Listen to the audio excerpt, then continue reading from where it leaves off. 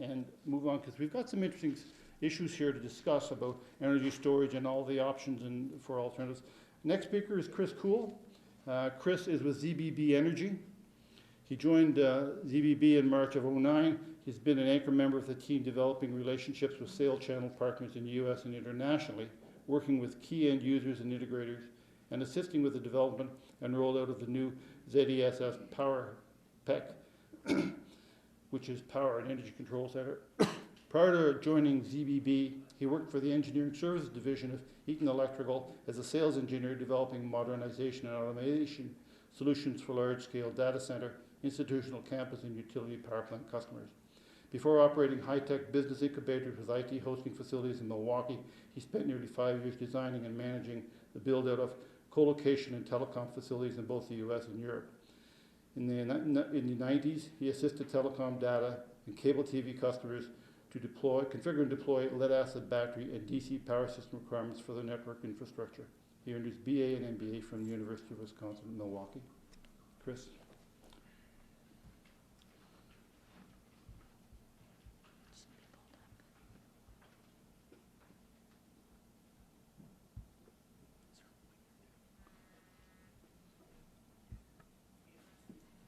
Security alert.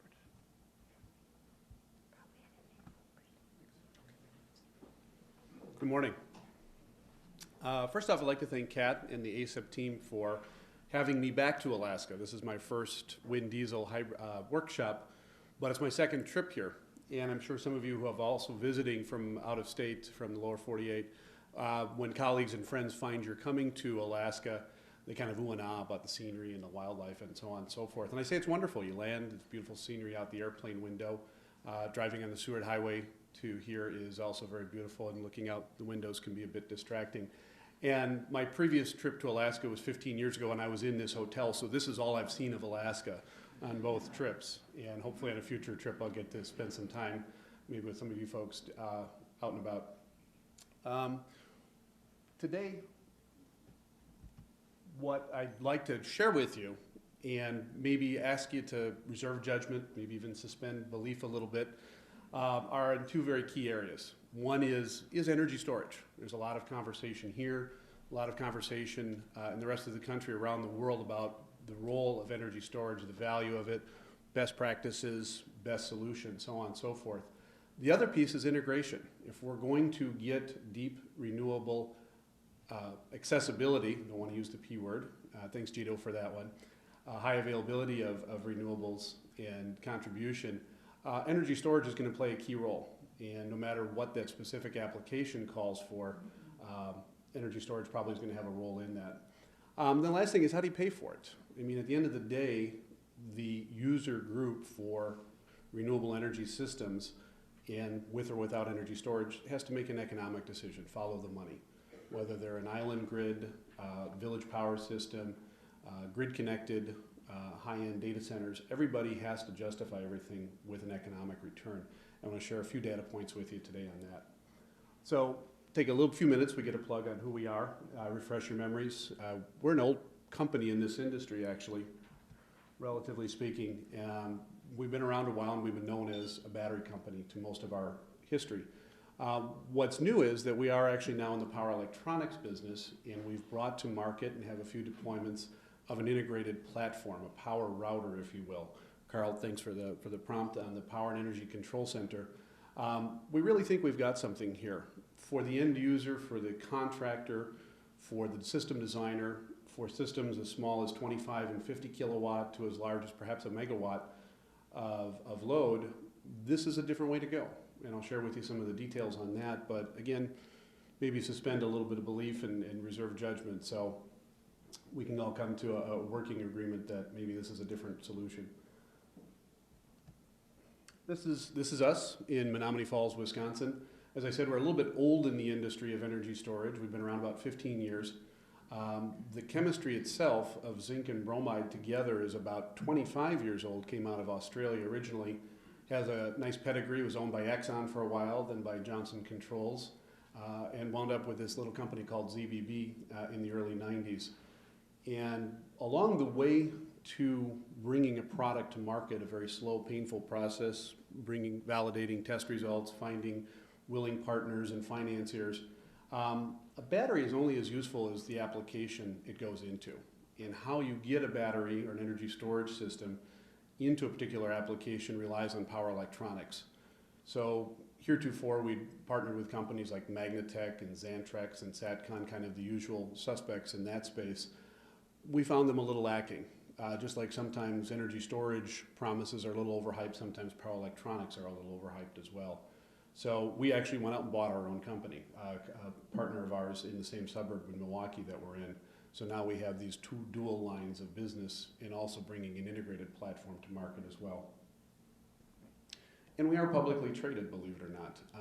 That's a key thing. So as I do share information with you today, I have to phrase that very carefully. We are, if you've heard of large cap stocks like Exxon and others, then there's mid cap stocks, smaller companies, and then small cap stocks, and then there's the micro cap market. I put us in what our CEO calls us a nano cap market.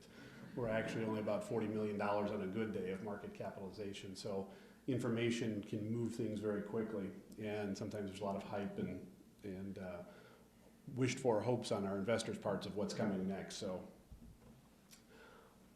such as there is a conventional way of doing island power systems, I mean, this is all new for everybody, and as it's come to be very apparent to me in this last few days I've been here, as the new guy on the block relative to this group of people who've been at this for quite some time, we think we've got a little different way to solve things. And there are a lot of challenges when you have power electronics for each and every device on a network. And like any network, the more nodes you have on a network, the more complex the interaction becomes. And that's true in communications, like the internet, true obviously in electrical systems, practically very critical in electrical systems because there's no buffer. Everything has to work with everything else in real time. So something's got to be looking out for all of those variations that go on between load and supply. And needless to say, what Mother Nature may be giving us at any moment either. So we've got a black box. Everybody likes to think they have a black box that solves the world's problems. We think we've got a pretty good idea. And without going into a lot of details that do start to drift into our IP, it's a DC bus. And if you heard a little cheer, that was Thomas Edison, by the way. We do live in an AC world, Tesla and Westinghouse won. And I think Edison might have had a better chance. You know, there was that whole electric chair thing, if anybody's read Empires of Light. And also, if he had had modern power electronics enable the interconnected relationships more easily in and out of DC than we've ever had access to before. And as energy storage, doing that balancing act in real time without a lot of control architecture and complexity, supplying a constant output to the loads. I'd like to thank Brent for the intro the other day as well too, suspending the belief, or hopefully not fantasy land, that an all power electronic system can work just as well as a hybrid system of rotating machines and power electronics. A lot of things that are talked about in this conference as challenges do tend to be mitigated or at least dampened with power electronics over interplaying rotating machines. So just how variable and dynamic does a system need to be to manage all of the vagaries? We've seen a lot of eye charts, all of them very good data about, and that's not showing the nice little gray lines. Can we get the yellow lines at least? Good. Power flows are obviously very inherently dynamic, both on the load side and then also on the generation side as well too, particularly when we talk about renewables. That may help. Thanks. So if we've just got a battery and a generator, that's a pretty easy relationship to manage. The battery can take up slack in terms of the generator extra output, and then also providing a dispatch too when load exceeds that demand, allowing the generator to run pretty much at a constant output. But as Mother Nature throws us the curveballs, as she will, with variable resources like wind by itself or PV by itself, or dynamically as wind and PV together, that relationship becomes infinitely more complex. So the architecture that we would ask you to take a look at does that in real time very effectively, having the independent power sources doing their thing, optimizing max power point tracking for PV, max power curves for wind sources, and the dynamic on the other side of loads doing what they want to do as human behavior dictates that I want the lights now, I want the TV on now. We can only restrict demand management so much on the margin, so energy storage needs to be that buffer in real time in between. So just how dynamic does that look? Everybody's got their own eye charts. I brought some of mine. This is actually a real site. We've had a site up and running in that's totally grid independent in Pennsylvania on a mountainside, so not unlike a lot of locations here in Alaska. They get some nasty winter weather. They get some pretty hot summer weather too. And the system started as just a PV energy storage generator system. It's a 30 kilowatt average load, 20 to 30 kilowatts, peaking to as high as 40. And what you're seeing here is what the PV guys don't want you to see, is what happens when you get those nice fluffy clouds transiting overhead. In a very large array, they average out. On a relatively small array, they actually tend to be just as erratic as wind, if not even more so. We can go from 100% output to 0 output in seconds. That's how dynamic PV can be in a small array. What you're seeing on the green line below is the actual dynamic of the energy storage units, making up that difference in real time between load, as it varies and does its thing, source generation doing its thing and extracting the max power available, and the dynamic response of energy storage automatically making up the difference between the two, either in charge or discharge. And then what we've got over here, what the goal of what everybody would like to have in this conference is just running the generators for a few hours a day. So in good resource profile days, we're down to as low as 20% generator runtime. Let that sink in for a second. So if this were a village power system at 100 kW, 300 kW scaled up with a modular architecture, conceivably we could achieve the same net result. So let's throw wind in the mix. PV, we selected this day. That's a really bad PV day. Not a cloudy day, but again, nice fluffy clouds going by. Wind inherently will do its thing independently of whatever else is going on. And the battery, again, acting in real time between the sum difference between the power output of PV and wind together in hybrid with the differential in load. And if you're wondering why the load is so erratic, but yet somewhat of a heartbeat rhythm there, these are actually heat pumps. It's a very green building complex, residential in nature, but the zone system that it employs has about 4 separate heat pump motors that do whatever they need to do to maintain the climate control inside the facility. So that's that kind of regular process going on that they do. A couple pieces of data on the system itself. Won't read through all of that to you, but suffice to say, with good renewable output, the renewable contribution being 100% of load over the course of the day, the flaw of averages, we actually get very, very little generator runtime requirement. And we're allowing the generator to run at its maximum out point. So its best efficiency point doesn't have to be compromised just by variations in wind or generation output and load doing their things independently. Unfortunately, winter is not a good time for PV in Pennsylvania. Summertime's not bad. So we do have that drop off in system contribution of renewables in the winter, and we do get some more generator runtime. They're actually going to add hydro to this system, believe it or not. They've got their own stream that they can put about 10 kWs of turbines in, which if you think about it, becomes base generation. Water flow is pretty constant, at least when it's not frozen. And we'll add that into the mix as well too. So the other piece I'd like you to forget everything you've heard about so far in this conference, the other things you may know, are batteries. The concept of stored energy. It's been with us since Edison called it a fool's errand 110 years ago. Yeah, and we're still trying today. We really think the concept of a flow battery is a misnomer. We'd really like to ask you to think of it not in terms of all the limitations that are very well known of lead acid batteries, and from my intro, you know I have that background. Flow batteries themselves tend to be more of a piece of machinery that happens to do an electrochemical reaction. And what that allows us is 100% usable state of charge. And we can stop and start anywhere in between. Think about it. If you have a motor that runs or an elevator that goes, is a good analogy, up and down between building floors, we use the state of charge in the same way. So we think the flow battery is close to prime time. Our version 3 comes out this summer. We've got about a dozen installations around the world of our version 2. Data's a little scarce, but we've got it starting to trickle in. And we think that the product itself will be a very good solution going forward. And I've told I'm taking too long, so I'm going to get going with this. Everybody wants to talk about cycles. cycles are always this great thing that everybody wants to say, my battery is better than your battery, my energy storage is better than your battery. What ultimately is kilowatt hours out? And yes, round trip efficiency plays a part in this, but at the end of the day, what am I getting out? If what I'm putting in is another factor, but what do I get out over the lifetime? So total cost of ownership of the lifetime is based upon how many kilowatt hours I get out. Degradation is a little bit of an issue. There is that key thing, and unlike a lead acid battery that was described earlier in the week, which is very true, going along, a little suspect, and it falls off a cliff.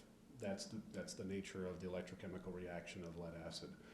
With a flow battery like PV, for instance, we kind of can predict very closely, based upon where that, not necessarily failure mode takes place, but the actual replacement component part that needs to go on. In this case, it's the cell stacks, and that's the actual energy storage component that only has to be replaced, not the entire battery. And generally, at a 5-year, it starts to become an economic decision. We're using a lot more energy to get the same net result back out. And as I told you before, there's different flavors for everybody else, for everybody's particular applications. As Carl was just talking about, the amount of power for wind stabilization is in megawatt seconds or minutes at most, with a lot of power. So potentially flywheel or lithium-ion batteries, ultracapacitor is probably a much better fit if that's the application. Ramp control, probably a battery, because you're starting to talk minutes of duration. Hours starts to look like some larger scale capacity system, and then very large storage for days on end. Want to have that really true reserve capacity, probably is not a battery. I definitely agree with Carl on that one. I'm going to skip this slide. I didn't like it anyways. We've got to have a package that works. And I know that's a frustration for a lot of remote areas of the world. They get this really great idea, they get the equipment there, and it works for a while, and then somebody's got to maintain it. And we really have thought about that a lot, and we really think the solution needs to be a black box that anybody can work on and not be afraid to work on. So we've partnered with Eaton Corporation to actually modularize the power electronics, that's my own word, the energy storage units, and allows it to be assembled and configured on site by any typical electrician. Literally land wires here, interconnect bus bars there, and away you go. There's no plumbing, there's no control wiring, there's no need for a lot of layout planning in terms of wiring routing on site. And we'd like to think that everybody would trust us that this will work 100% of the time, but that's not the case. We always would equip a grid-independent system with a system bypass too, so that in the event of things don't work as exactly as planned, you can go back to generator all the time until that problem is sorted out with really little load interruption, service interruption. And we really feel that that's going to need to be in place for remote users to be comfortable with new technologies and new ways of architecting systems, so that just in case systems can go back to normal as usual. So definitely a good foolproof feature to have.